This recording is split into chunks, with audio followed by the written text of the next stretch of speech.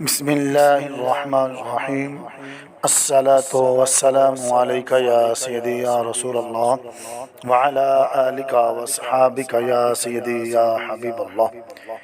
ہندوستان کے مشہور شہر دارالخلافہ دلی میں ایک ہندو رہتا تھا جس کا نام تھا دلو رام کوسری۔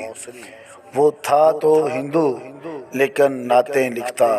ہمارے پیارے آقا و مولا سید المرسلین رحمت للعالمین صلی اللہ علیہ وسلم کی نعتیں لکھتا اور مسلمانوں کے جلسوں میں جا کر نعتیں پڑھتا۔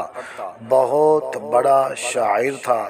جب اس کی موت کا وقت قریب آیا تو اس کی روح نہیں نکلتی تھی، تو اس کے گھر والوں نے کہا کہ اے دلو، تیری روح نہیں نکلتی، تو انہونی کہہ دے۔ ہندو لوگ ہمارے کلمہ شریف کو انہونی کہتے ہیں تاکہ تیری روح آسانی سے نکل جائے۔ تو دلو رام نے کہا، گھر والوں کو کہا کہ اچھا تم لوگ میرے کمرے سے باہر نکل جاؤ۔ تمام ہندو اس کے کمرے سے اٹھ کر باہر چلے گئے۔ اس نے کمرہ بند کر لیا۔ تھوڑی دیر گزری کہ ہندوؤں نے کیا دیکھا کہ جس کمرے میں دلو رام لیٹا ہوا ہے وہ کمرہ نور سے منور ہو گیا۔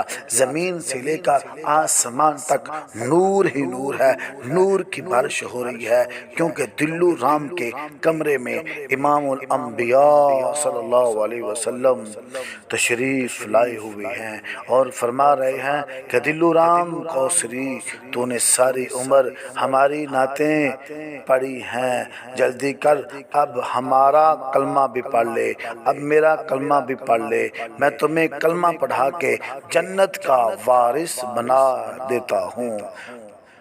اس نے کلمہ شریف پڑھا اور مسلمان ہو گیا۔ اس نے مرنے سے پہلے ایک شعر لکھا۔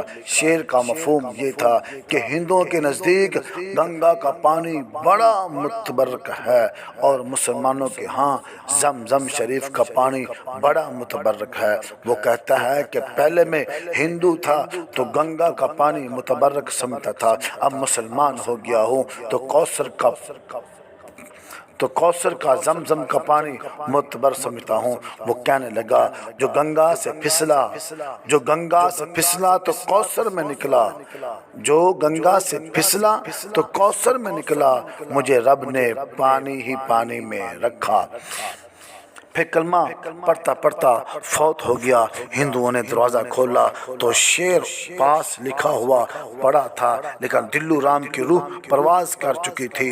ہندوؤں نے اپنے مذہب کے مطابق دلو کا جنازہ تیار کر کے نیچے اوپر لکڑیاں رکھیں اور درمیان میں دلو رام کی میت رکھی، اوپر ایک دیسی گھی کا ٹین ڈالا اور آگ لگا دی۔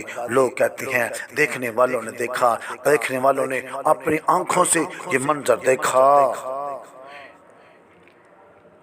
کہ ہم نے دیکھا کہ اوپر والی لکڑیاں جل گئیں، نیچے والی بھی جل گئیں، لیکن دلو رام کوسری کا ایک بال بھی آگ نہ جلا سکی۔ میاں یہ تو دنیا کی آگ تھی، خدا کی قسم کملی والے کے عاشقوں کو تو جہنم کی بھی آگ نہیں جلا سکتی۔ اسی لیے کسی شاعر نے کیا خوب کہا، حرام اس پر ہو جائے نار جہنم، حرام اس پر ہو جائے نار جہنم، پڑے صدقے دل سے جو کلمہ تمہارا۔ اللہ رب العالمین کی بارگاہ میں دعا ہے کہ ہم سب کو صحیح معنوں میں نبی صلی اللہ علیہ وسلم سے محبت کرنے کی توفیق عطا فرمائے، اور تمام دوستوں سے گزارش ہے کہ میرے اس چینل کو لائک کریں اور شیئر کریں اور سبسکرائب کرنا نہ بھولیں۔ جزاک اللہ۔